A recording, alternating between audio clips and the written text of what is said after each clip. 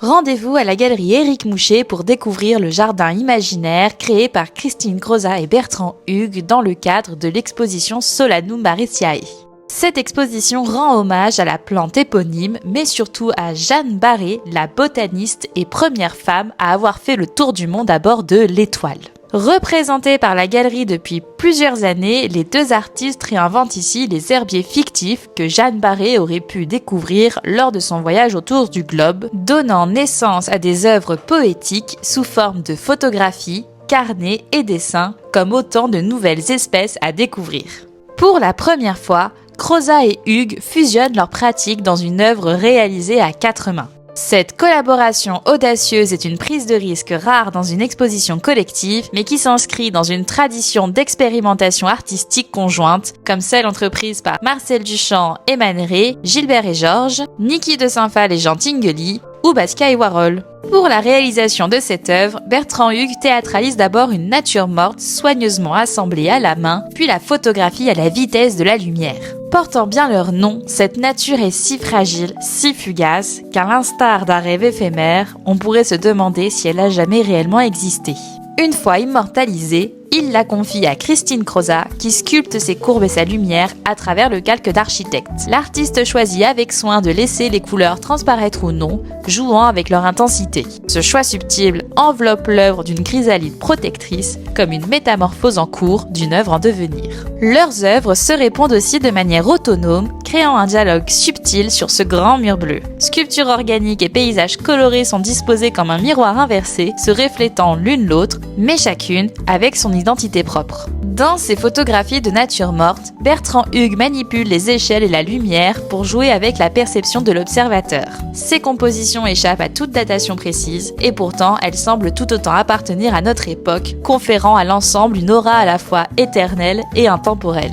Christine Crozat, quant à elle, puise son inspiration dans les livres rares de botanique des XVIe et XVIIIe siècles qu'elle consulte depuis mars dans la salle des chercheuses de la BNF. Grâce à quelques recherches sur le net, elle retrouve aussi les fleurs documentées par Jeanne Barré. Et pour finir, elle fait partie du jardin collaboratif de La Muette. Ces multiples sources documentaires constituent pour elle une banque de données anciennes et précieuses qui enrichit son vocabulaire floral et fait naître de ses paysages colorés et oniriques une immersion dans l'histoire et la mémoire végétale. On passe ainsi de la fiction à la réalité en un instant, à la manière d'Alice traversant le miroir, glissant d'un univers à l'autre, du monde tangible à l'imaginaire. Ce rapport au papier, à l'objet livre lui-même, se retrouve dans cette série d'œuvres Les Carnets Journal en creux, qui me plonge dans une sensation d'émerveillement, à l'image d'une Alice proche des surréalistes, s'engouffrant dans le terrier du lièvre, avide de découvrir des secrets encore inconnus. L'art devient une quête, un voyage où l'on se laisse emporter par l'imaginaire et la recherche, tout en étant constamment confronté à des révélations inattendues, des métamorphoses visuelles qui défient nos perceptions et repoussent les limites de la réalité.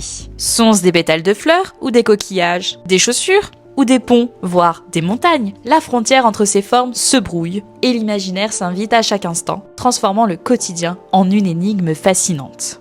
Les chaussures, justement, dans cette série longuement réalisée par Christine Crozat au fil des années, mais toujours en recherche, illustrent parfaitement cette quête de transformation. L'artiste modifie sans cesse la forme, la matière, les techniques et les poésies. Ici, elle mêle des matériaux contrastés, grès et vert, massifs, sculptés à la flamme.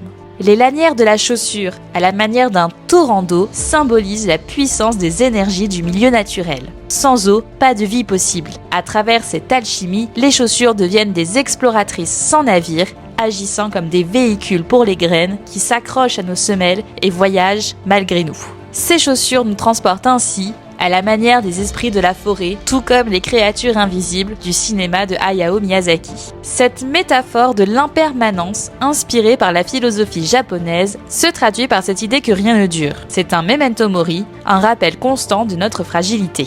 Dans cette série intitulée Arpenté herborisé, le papier, support d'eau colorée et d'aquarelle, se boursoufle sous la pression de la matière, donnant l'impression de cueillir des fleurs fraîches. Mais en retournant cette feuille, les fleurs fanent en un instant. Comme les saisons, rien ne dure, mais comme un cycle, tout revient.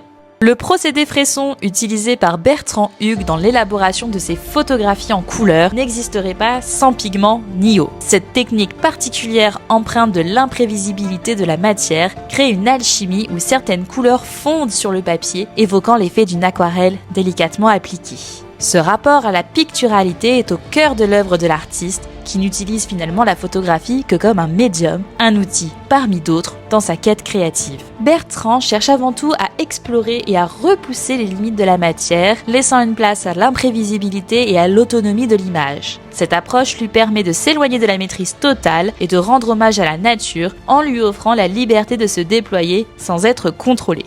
En permettant à la matière de s'exprimer d'elle-même, Bertrand laisse aussi la place à sa propre écoute et à celle de son environnement. Ce rapport au temps, à la lenteur et à l'impermanence est profondément ancré dans le travail de Christine Crozat et Bertrand Hugues, qui chacun à leur manière consacrent des heures de travail minutieux à leur création. Bertrand, avec sa photographie à la chambre et le procédé fresson, ancre les images dans le temps, tout en leur assurant une pérennité, un écho dans le futur. Christine, de son côté, sculpte inlassablement chaque forme et chaque médium, investissant chaque instant dans la transformation de la matière. Son travail, souvent long et minutieux, nous rappelle que la transformation est un processus constant, une évolution qui ne cesse de se réinventer, comme la nature elle-même, dans son cycle perpétuel de la naissance, de vie et de déclin. Cette exposition dure jusqu'au 10 janvier 2025. Je précise que la galerie sera fermée du 22 décembre au 2 janvier. Merci à tous d'avoir regardé cette vidéo. N'oubliez pas de vous abonner au compte des artistes et de la galerie, de liker, de commenter et de partager cette vidéo dans vos stories pour en faire profiter le plus de monde possible. Et à bientôt pour de nouvelles vidéos de visite d'exposition.